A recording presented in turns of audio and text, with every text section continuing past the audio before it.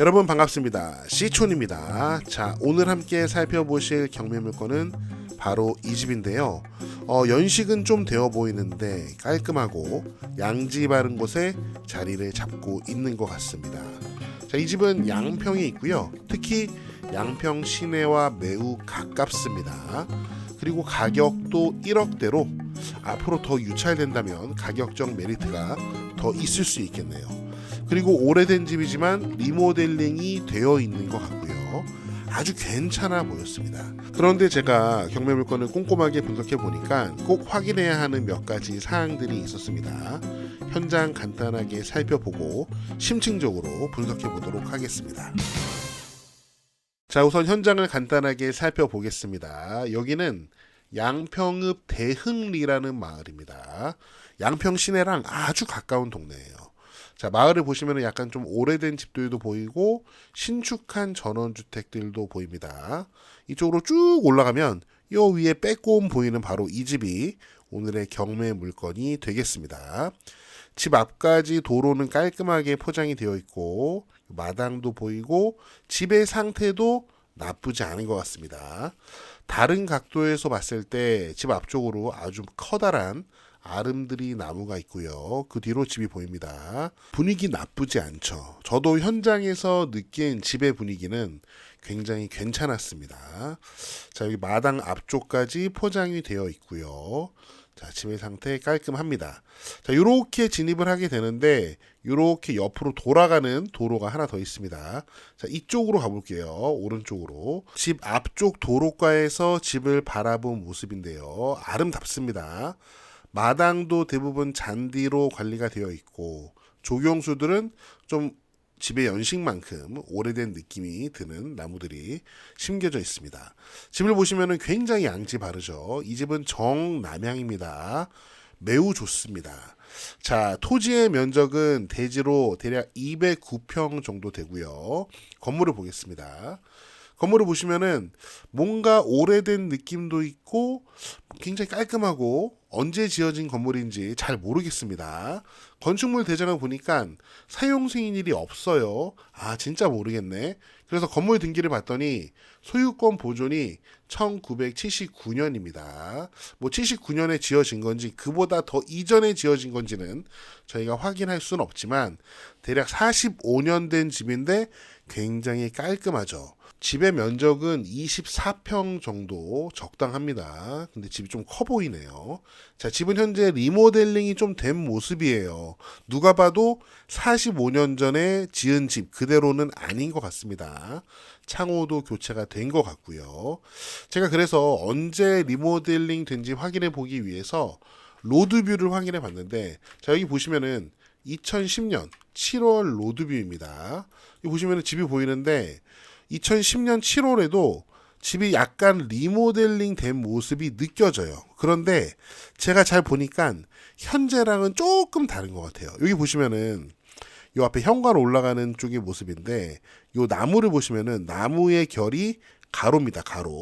가로로 이렇게 나무가 되어 있는데 현재 모습은 세로입니다. 세로로 이렇게 결이 되어 있는 것을 확인할 수 있어요. 그러니까 2010년에도 리모델링을 했었고 그 사이에도 언젠가 리모델링을 한 번 더 한 것 같습니다. 주인장께서 집에 애착을 갖고 집을 관리하셨다 이런 느낌이 드는 집인 것 같아요.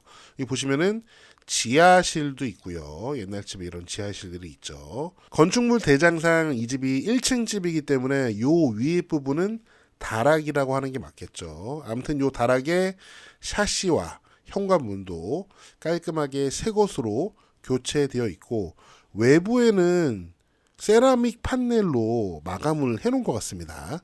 리모델링을 하면서 집의 오른쪽 다른 각도에서 집을 바라본 모습입니다. 나무들이 엄청 크네요. 집의 우측에 이렇게 창고 같은 게 하나 있고요. 반대편 도로 쪽에서 보시면은 집의 왼편의 모습입니다. 이쪽도 나무가 쫙 있고 요 뒤에 있는 건물은 매각 물건 명세서 비고란에 보시면은 토지 일부에 매각에서 제외되는 소유자 미상의 건물이 소재하고 있다. 이렇게 적혀 있습니다. 법원 조사관이 조사를 나갔는데 아무도 만날 수 없었던 거죠. 그래서 이 건물이 뭐 건축물 대장에도 없고 어떤 건물인지 누구 건물인지 물어볼 사람이 없었던 거예요. 그래서 소유자 미상이라고 되어 있고요. 제가 추측을 해봤을 때는 건축물 대장을 보시면은 2009년에 건축물 철거로 인한 건축물 대장 일부 주택 48제곱미터 부속사 44제곱미터 말소라고 적혀 있거든요. 아마도 이 자리에 그런 건물이 있지 않았을까 싶어요. 아무튼 주인은 그 건물을 철거하고 그 자리에다가 이렇게 판넬조로 창고를 만들어 놓은 게 아닌가, 이런 추측이 가능한 것 같습니다. 아무튼 이게 매각에서 제외되어 있어요. 집을 옆에서 본 모습인데 집 뒤에 이렇게 보일러실 같은 게 있습니다. 제가 봤을 때는 아마 심야 전기 보일러인 것 같아요. 왜 그렇게 생각하냐면은 연통도 없고 감정평가서에 있는 사진을 보니까 여기 온수통이 있더라고요. 심야 보일러를 교체했을까요? 아무튼 요게 그런 시설이 아닌가 하는 추측이 가능한 것 같습니다. 우선 현장에서 확인할 수 있는 몇 가지 사항들이 있었는데요. 경매물건에서 이렇게 고압 선로가 잘 보였습니다. 아주 잘 전기가 흐르고 있고요. 자, 마을에서 내려가는 길에 보니까 이런 이제 시설이 있더라고요. 조금 무시무시해 보였는데 살펴보니 양평공사, 양평지방공사라고 하더라고요. 그러니까 이 시설은 제가 알아보니까 곡물을 대량으로 처리하는 시설인 것 같았습니다. 친환경 시설이라고 이제 여기 홍보를 하고 있더라고요. 뭐 굉장히 혐오적인 시설은 아닌 것 같습니다. 자, 지금부터 꼼꼼하게 경매 물건 분석해 보도록 하겠습니다. 자, 여기에 있는 집이 현재 경매 물건인데요. 여기 보시면은 경매하고 공매에 모두 올라와 있는 상태입니다. 아무래도 진행은 공매가 빠르고 감가율은 경매가 더 높으니까, 그리고 현재 지금 최저가가 경매는 1억 9천만 원, 공매는 2억 3,800만 원 정도 됩니다. 사건 번호 확인하시고요. 토지하고 건물이 일괄로 매각이 되고 있습니다. 감정가가 2억 7,500만 원 정도 됐는데 현재 한 번 유찰돼서 30% 빠졌네요. 최저가 1억 9,300만 원 정도 되겠습니다. 우선 권리 분석을 해보겠습니다. 여기 미쓰고 부동산 보니까 조사된 임차 내역이 없다라고 되어 있죠. 여기 밑에 보시면은 소유자가 아닌 제3자 세대가 주민등록 전입되어 있으므로 이를 임차인으로 보고했다고 되어 있습니다. 그런데 다른 경매 정보지를 보니까 여기 임차인 현황에 대항력이 있음이라고 되어 있습니다.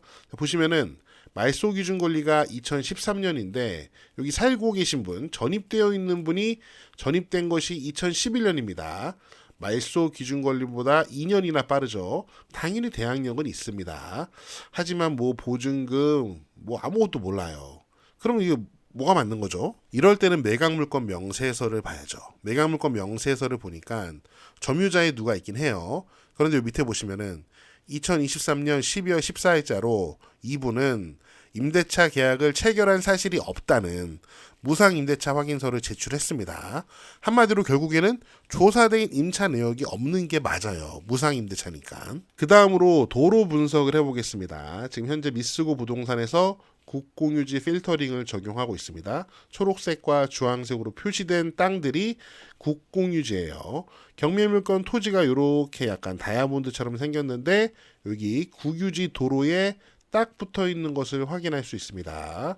우리가 함께 걸었던 이 도로도 국유지 도로였네요. 그러니까 도로 문제 전혀 없다고 볼 수 있겠죠. 그러면은 꼭 확인해야 될 사항들을 다시 한번 정리를 해보겠습니다. 고압선로는 있습니다. 요거는 꼭 염두를 하셔야 되고요. 대항력이 있는 임차인은 없는 것으로 저희가 확인했고 도로 문제도 없는 것으로 확인했습니다. 마지막으로 한 가지만 더 확인해 볼게요. 제가 등기를 보니까 집 스토리를 좀 알겠더라고요. 좀 간단하게 정리를 해보면 경매물건은 1979년에 서씨가 소유권을 보존합니다. 그리고 나서 1995년에 이제 뭐 자손이겠죠. 다른 서씨에게 상속이 되고요. 그리고 다시 2021년 또 다른 서씨에게 상속이 됩니다. 이렇게 상속이 2번 된 집이에요. 그런데 2023년 얼마 전이죠.